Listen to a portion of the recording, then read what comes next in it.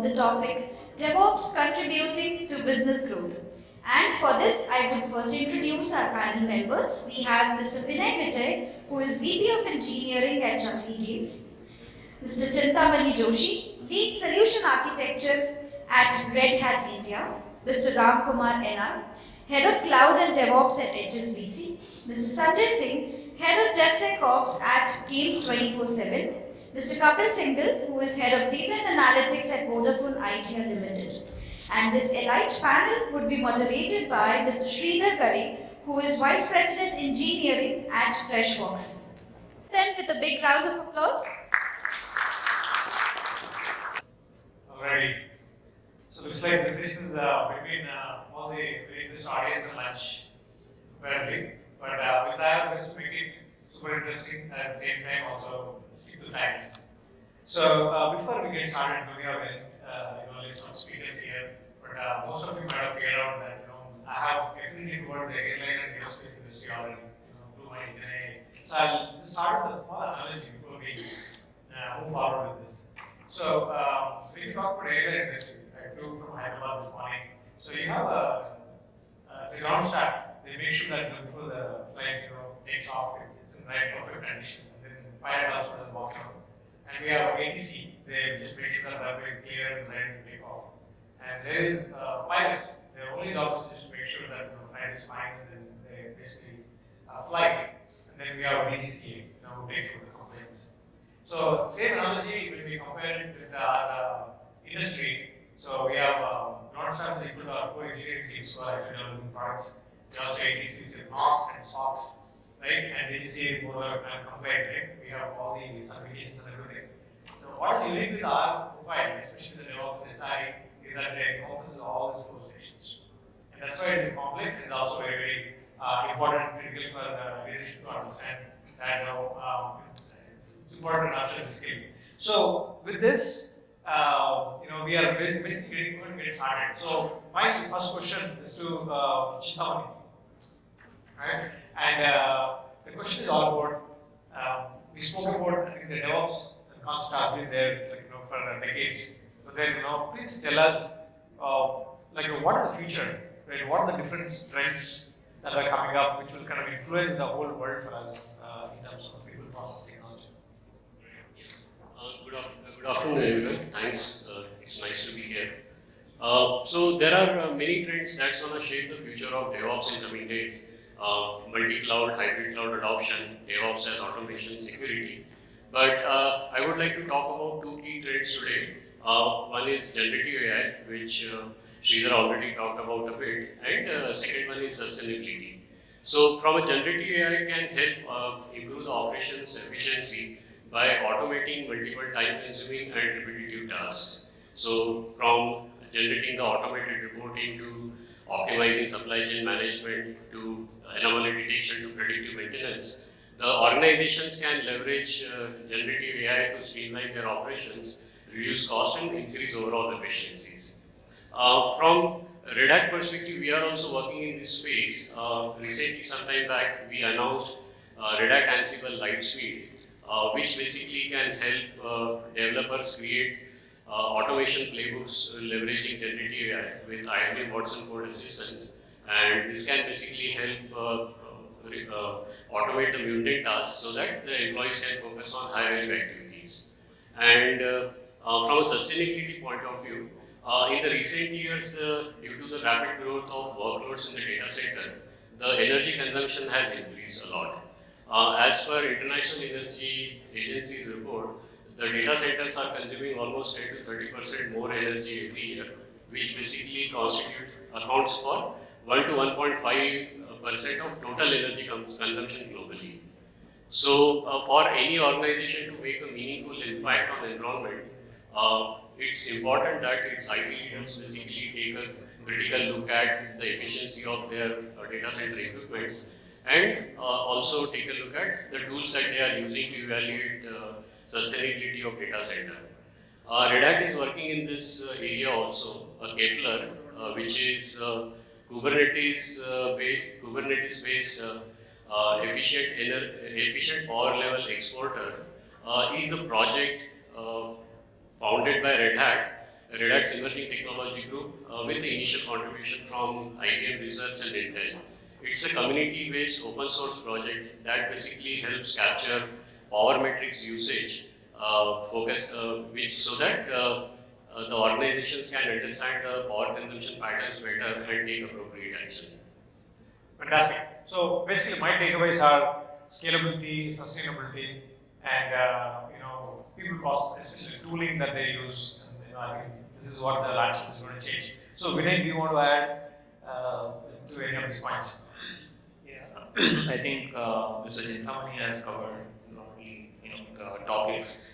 But if I want to add some color to whatever he already said, in terms of Gen AI, right?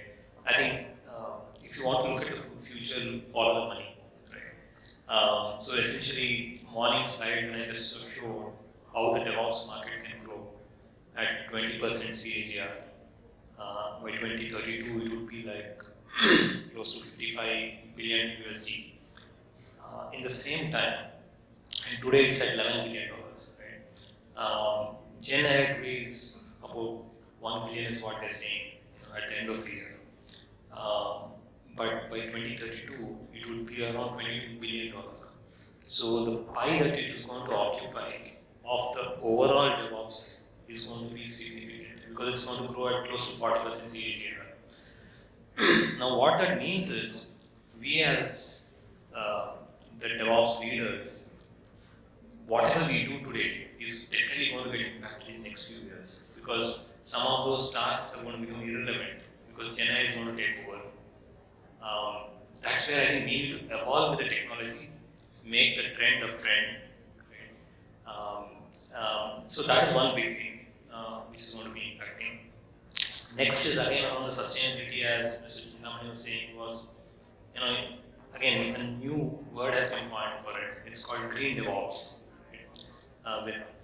With all this Davos and the sustainability initiative worldwide, where now the big push is around moving away from the oil economy, move towards more sustainable hydrogen fuel or hydrogen cell fuel or electric vehicles and so on. I think now it's more about how do you optimize the resources for the same compute, for the same storage. That will be the name of the game going forward, unless another Gen AI sort of disruption comes in. Right? So already disruption has happened, now it's about optimization using the green DevOps. Last but not the least, I think a subset of Gen AI would be the low or no-code platforms, which is again coming into the DevOps space. Again, this is going to be, today I think in the development side, if you look at it, there is, people were saying data science and data engineers are highly paid. With Gen AI coming in, they got abstracted out. Now it's the prompt engineer who makes them highest money, right? So you need to know what prompt to put to the Gen AI so you get the right answers. You need to reason out with the Gen AI, right? So that's the beauty, right? So this cannibalization can happen. So we need to have our eyes and ears open and not get afraid, but then evolve, right? Similar to how the railroads took over and horses became irrelevant. It's about the folks who have the courage to take the bull by its horn and ride the wave. Absolutely, I think great insights. So I think the summary that I took away is change is there, and I think change is going to change a lot more, and change never did. So I think just look out for, I think some roles will get created, some roles will go away, and I think as a community, how do you actually keep pace with it? Just ride the wave, don't actually get overtaken in the wave. Awesome, Vinay. So Ram, I'll come to you and to take us in a time machine to 2030 and tell us, what will DevOps look like in 2030? I think everybody who spoke here spoke about evolving space, right? DevOps is going to be a very evolving space. The very important thing over here is how in 2030 we will look at it. Like I think when you speak the basically will be covered mostly, right? The last person will be kind of very less to see. But over here, if you look at it, there are two things which I really see very important in 2030. One is like sustainable coding, right? We cannot be measured by vulnerabilities. We cannot be measured by the number of defects in the code. It is like I think the DevOps will step into a space where Vinay really nicely said it's like DevOps, right? How your code is gonna call how many carbon offsets. So if you know to calculate that and if you are able to understand that better, I think that is where I think 2030 is going to be very different game changer. Where when you code it, you know what actually you are contributing to the society. What is that? And I'm being the consumer, like what he said. So I'm from HSBC. We are consuming lots of things, and I think as a bank we want more sustainability funding. We want to go into that side of it. I think we will probably, when we fund the software companies tomorrow, we will know that how you write the code, how much your sustainability scores are. Looking at it, I think that's probably one of the things which I really look forward for. The second, I think we spoke a lot about low code, no code, right? I think what will come, I think in the future is the moment you wanna write a requirement, right? Say probably in a Uber or something, right? The moment that you pass it, I think the application will be ready for you, right? So I think you will be getting into a space where the moment you write the requirement, I think your GenAI will create that application for you, right? That's where I think then you will tweak the way you want it. Lots of templates will be created and all that stuff. I think it's going to be very interesting space. I think Namrata spoke about it. I think even the Red Hat, I think she also covered a lot. In what we had seen in 10 years, the changes which has happened, I think in the last 2-3 years or the next 4 years, you will see a rapid change. I think 2030 would be like, whatever I'm saying probably will happen in the next 1 year or 2 years itself. Thanks, Shri. Yeah, no, absolutely. I think the time is compounding with generative AI, so whatever we say in 2030 probably will happen in 2025. And one of the things that we do by hand today, coding, speccing, everything will kind of be automated. I think we need to perfect on how to ask questions, like how to wish, and then GenAI will do it for you, right? Then Sanjay, do you want to add to the 2030 outlook? Yes. So I think, in my opinion, a lot of manual work that the team is like the DevOps is doing today, right? I think all of that is going to be transformed to fully automated. To me, GenAI can maybe transform into more of a conversational AI, where for example, we are talking about today, platform engineering, where as a developer you go to the platform to submit your requirements, and the tool does it for you.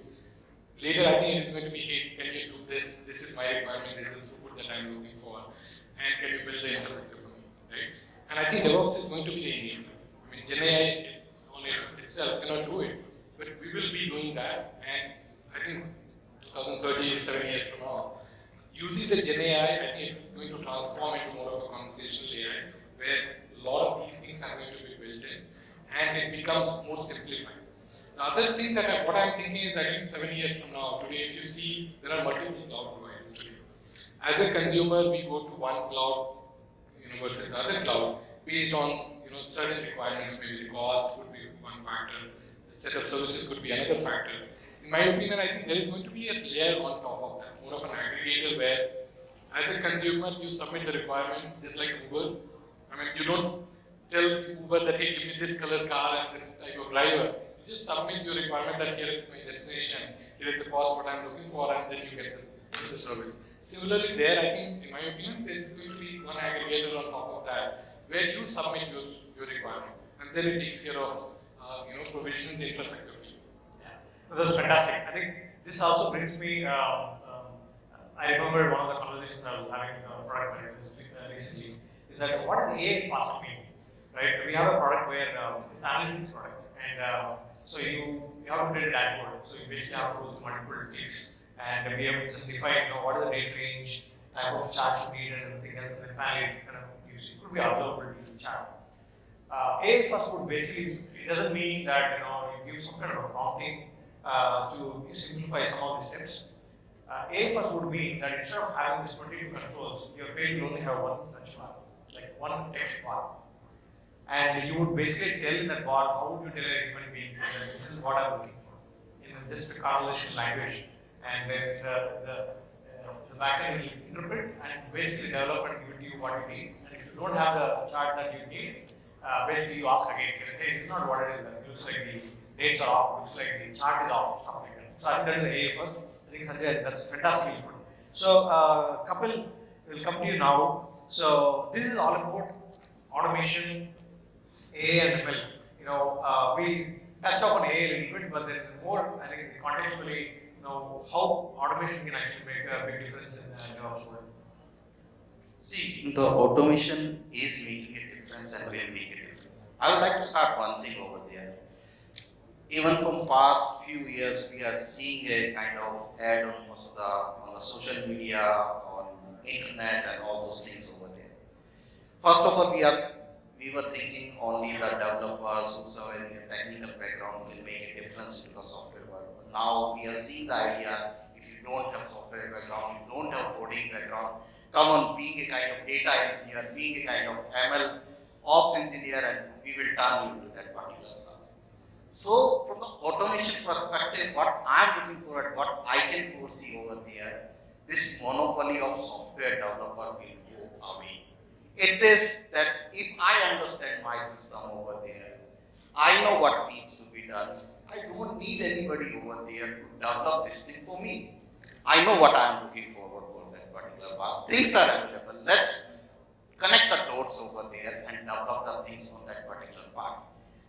Definitely, to need that particular part over there should be the system available and the kind of way the technology is evolving at the scale or at the pace over there. I think we are not far away from that particular perspective. And there we can say that definitely the DevOps automation play a lot of role over there. Today, if I say that I am writing some code, I don't know, I am not a programmer, I am writing some code, I am having a lot of, first of all, I will not write. Even if I will take some kind of courage to write something, I will be having a kind of lot of fear that it will reject at security side, it will reject at compliance side, it will reject at n number of places over there.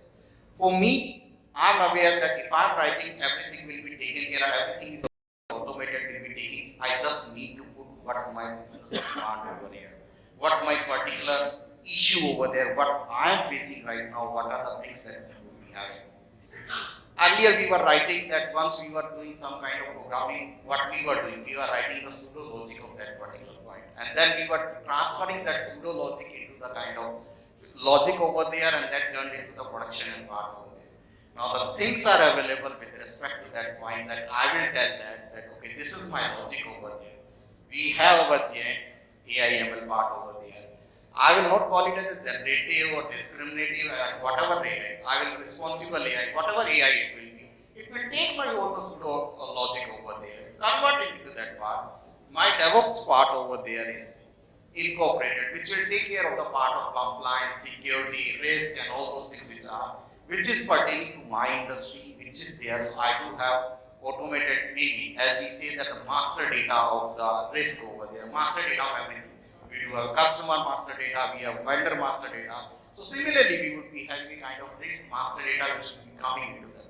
So those things will get embedded into my things, and the automation will allow me, okay, this is what I did, here is it for you. So this is the kind of things where I am thinking about that lots of technology which is coming out, a lot of research work that is going around. This will help me, and I would be the kind of, this will make me a winner with respect to whatever the industry that I am having it, and then I can bring the competitive advantage into that part, because time is money, and if I can do something on time by using automation, definitely I win 67% of the market. Fantastic. So the monopoly of engineers or the development is going away. It's a little bit scary, but it looks like that's the new reality.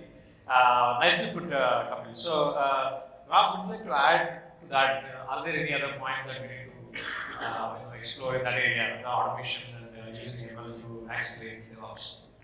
So I think if we talk about the ML and the AI, right? I think one of the things which I'm really looking forward for, we speak a lot about observability, right?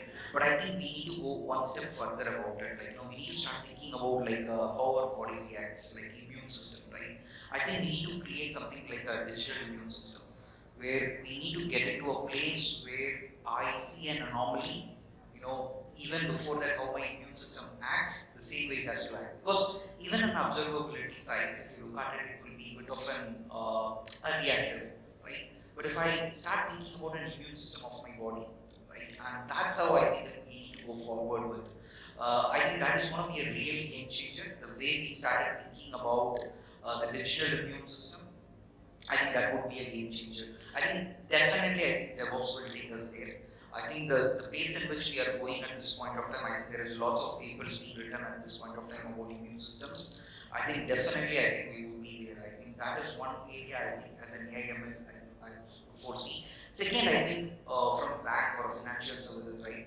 One of the real place where we want to get in is that if I am going to use specific data, if I'm going to deploy something specifically via my DevOps, how my regulatory reacts in that particular place, right? How I am going and showing that particular place, and I'm saying that this is a clause in which actually you are violating. I think that will give a better sense when we start facing the regulators, when the new rules which comes in, which new clauses which comes in, like data, the protection bill and all that stuff. Probably the way you need to understand, interpret, and asking the developer to understand and code it that way probably would be a bit difficult. Rather, we go like what Kapil said. I think one step further, I think we need to start thinking about it. Is like how AI and ML can help me in putting that, so that I can point to that particular regulatory clause and say that no, this you are violating. I think these two spaces I am really looking forward for as a consumer. I think we need to start looking at it this area. I think definitely it will be a game changer from that side. Fantastic. So I think I like the immune system analogy. I think human body is an excellent example of self-healing, and I know in some cases like COVID, we kind of took longer time to self-heal, but I'm sure I think that is something we can apply to the systems. I also like the detecting and identifying what causes are violating humanly. I think all these activities are taxing on the human intelligence in a way that they're toil, but I think it takes a lot of bandwidth for us to do it. But then, the automation and AI can actually help it like accelerate. Actually, just to add there, and I'm putting the pressure on the legal team there. Like, to get the right understanding in the AI, able to give the my predictability score a score. Right. Which legal firm is going to be doing that right nicely, and Yeah. maybe go forward with that. You never know, legal teams are already using generative AI and they're ahead of the game, right? But that's a great point. So, switching gears slightly, I think we spoke about automation, ML, AI, for the most part, the future, 2030.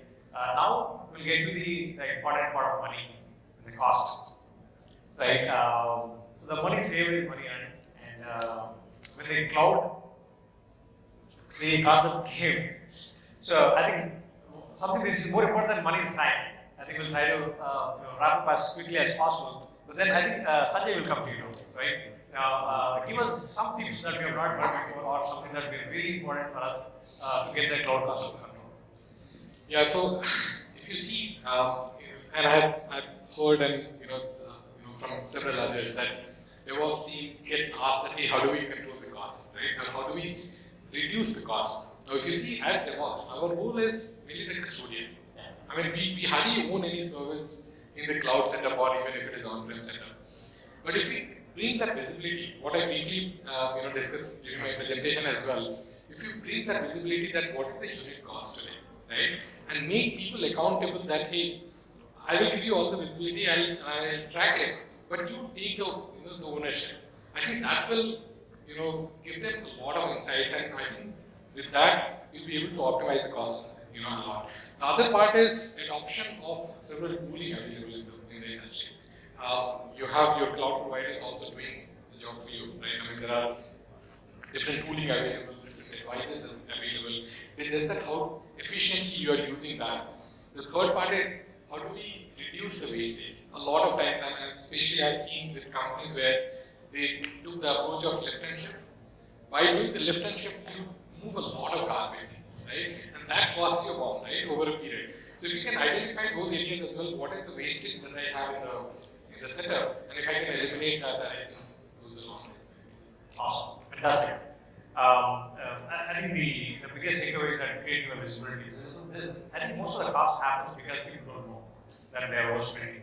Just like using credit cards. Vinay, do you want to add to the this discussion? Yeah, sure. I think we have to stick to basics, right? Cloud costs, if you just break it up, it will be, I think, in my opinion, three categories: storage, compute, and managed services. Managed services is great to start with. It will take you off to races immediately, but then over a long term, at a scale, it's going to start waiting you. So you need to have a transition plan there, right? Start with managed, no issues, but then at a scale, it's going to start turning red, right? So you need to mitigate that right from now. Compute and storage, stick to basics, right? Tagging the resources so that you know which team owns what, right? Like as Sanjay was saying, we are just custodians of what different teams put there, right? And then we get to blame. So tagging, right? Saying that this particular business line, and also create a P&L, right? Saying each business line, month on month, what is the trend? If possible, do a chargeback, right? Some companies do, very methodical enterprise-based companies do that. At least if not chargeback, show back, saying this is the paper cost of your business line and this is the revenue, and drive that into the culture of the org itself and people, right? Last but not the least, as he was saying, a lot of tools out there in market. Today was a revelation for me when Bhaskaran was talking about the delta between what we spend and what we use, right? That was really startling for me because it was a blind spot for me, right? How he shrunk the graph using the cost, the product. Yeah, partner with them. I mean, it's okay to spend 2 rupees to save 98 or 10 rupees to spend 90 because we can't be masters of everything. So we need to partner with the right folks, and I think that's where this seminar like this helps. We keep learning, and that's an endless journey. Awesome. Yeah, I think forge the partnerships. Don't leave money on the table. One of the other takeaways also I had in all the presentations was, as part of creating awareness, is you keep sending these reports saying that how much money you overspend. It's we may not cross-charge them, but we can just keep giving those. So it's like a wall of shame, right? So that like they just don't want to be on the dashboard anymore. So great, section 1. So we are quickly switching gears on the section 2. This is where I need like just clear 2 or 3 very practical points and probably case studies from each of you on the challenges faced in scaling and what are the different technologies or systems, the processes that you use. Either you could take an example from going from a startup to an enterprise, or even somewhere in like the median milestones. So we will start with 𝗘𝗱𝗶𝗁, and just tell us what are the best practices that you use that work for you. Right. So in this particular aspect, I would like to highlight on 2 aspects: platform and security. So from a Red Hat's perspective, DevOps is an approach to culture, automation, and platform design intended to improve the working relationship between the developers and the operations team, right? So that the changes can be rolled out frequently and faster, right? But besides cultural change, implementing a successful DevOps requires a platform which provides key capabilities natively, such as developer tools, pipelines, monitoring, logging, etc. And the platform should also have an ability to integrate with ecosystems seamlessly, right? So from this perspective, Red Hat basically provides a full stack platform powered by Red Hat OpenShift and Ansible automation platform that basically helps DevOps team achieve more secure DevOps and deliver things faster and support innovation.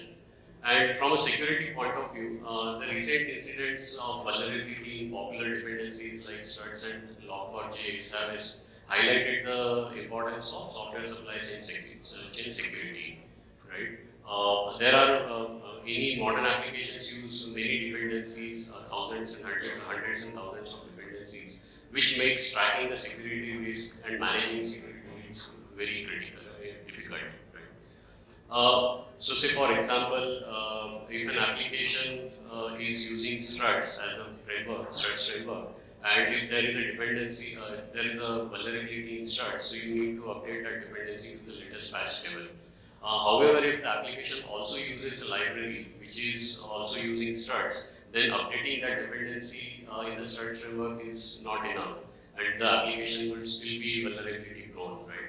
So overall, this basically highlights the importance of the software security lifecycle chain, and that is where Red Hat Amit also talked about trusted software supply chain.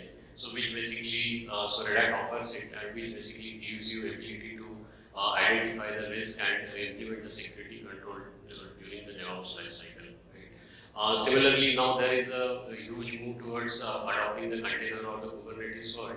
So from Kubernetes perspective also, Red Hat offers advanced cluster security for Kubernetes. That basically helps you detect the risk and implement security controls during all the three stages of build, deploy, and runtime. Yeah, fantastic. Thanks, Damani. Yeah, Kapil, would you like to? My request is that keep it crisp, like 1 or 2 lines, and we'll also leave some Q&A time for folks. But yeah, please. See, the challenges right now, I would say that main challenge that I would see that even most all of us, we are saying that self-healing is the kind of things which I am right now looking for a kind of challenge in the industry part, even in the DevOps part that we are having it. See, the ultimate solution that we are having in DevOps is rollback that we are talking it about. So what we are right now figuring it out and looking it out that if we, because of anything that happens, I should have the option that I RC of that part and what are the things that can be done. It cannot be the rollback to the first stage over there. As somebody mentioned, it takes a lot of efforts to develop something. So one of the things that I'm looking for in the automation part, even with the respect of AI part over there, is that I should have a kind of one thing that will tell me what is the RC and which will be the best option for me at this particular point of time once I'm implementing something with respect to DevOps. It can be the rollback. Rollback is anybody can do that, everybody can do that part. So that's just to safeguard one point over there. So that's a kind of one of the foremost things that I'm looking forward for that part. And another point that you have mentioned over there is, yes, at what cost that I'm doing that part. I should have an idea over there that what kind of resources, infrastructure, whatever that I'm using, on what cost that. So cost, and that I'm talking about is a kind of self-healing part. People are claiming, but still it is a kind of big loop that is over there, and we need to target that as a kind of immediate need over there. So that's 2 pointers from my side. Understood. I think they're all interrelated. Ram, would you like to quickly add? So scaling, when you speak about scaling, right? I think the scaling comes for me from scaling is an outcome. What we need is consistency. Right? The consistency is really needed. Now the consistency can be gotten into the particular system of DevOps only by 3 C's, right? You have to have a challenge, and then you have to ensure that the competence is there, and then the third one will come like the confidence. Like you have this 3 C's. The 4th C of consistency will help you to get the scaling. So scaling, I think we focus on scaling very much, but what we forget to understand is the consistency is what ends up in the scaling, right? So I think the consistency is very much needed. So I think scaling is an outcome there. Fantastic. Consistency. I think this is something new, but I think very fundamental as well. Sanjay, do you want? Right, so especially on the scalability, I think it depends on what kind of business you are in. I mean, people like us, like me, gaming industry, where we see you have seasonal, like for example, business, right? Where during the IPL or World Cup, you certainly see a huge growth, and that becomes more of an inorganic growth. I mean, maybe you were not expecting, and you see that. But I think if you have enough data, and with that data, if you can build the model that based on the historical data, this is where at this particular scale the system should operate. I think that will help you build your system and be ready with the demand. The other one is organic growth. Again, there also you need to see the pattern, right? Based on the pattern, I think you can very well predict at what scale your system should operate, and then you can predict the capacity and all that. Awesome. Data gives us more data points to be able to predict it and act on it. So, last but not least, Vinay, please tell us before we jump into Q&A. Yeah, so I'll just keep it to one single tip, right? Because I think most of it has been spoken. It is about I hear that. Keep your peripherals strong, which means like when you're scaling, either when you're breaking from monolith to microservices or you're scaling your microservices to the next level, keep the peripherals strong, which means all your observability stack, your monitoring stack have to be ready to handle that. Because the devs are not going to stop, the product is not going to stop rolling, right? We need to be ready before ahead of them. That's all I want to get to with. Fantastic. Your support system, your cloud, all the tooling, everything should be ahead of what business can think of, so that it's like you're paving the highway before your car connection. Right? All right. Is it okay to take some questions? We are running a bit tight on the schedule, so. Okay, can we have? Okay, we'll take only 2 questions. First one goes to you, sir. I'm continuing with Vinay's last point. So one of the challenges organizations must face, we have legacy systems. We start with a new system, new infrastructure, cloud and everything. The scaling comes to the old stack, right? Where you don't have enough resource to manage both the things. In such scenarios, how to balance and keep moving the needle and keep the lights on in both ways. Yeah, it's always. Sorry, I didn't get your name. This is Bhavani from Ocitana. Sorry? Bhavani from Bhavani. Ocitana. I think Bhavani, you hit the nail on the head, right? This is a typical problem that most of the companies have when they're doing undergoing the transformation journey.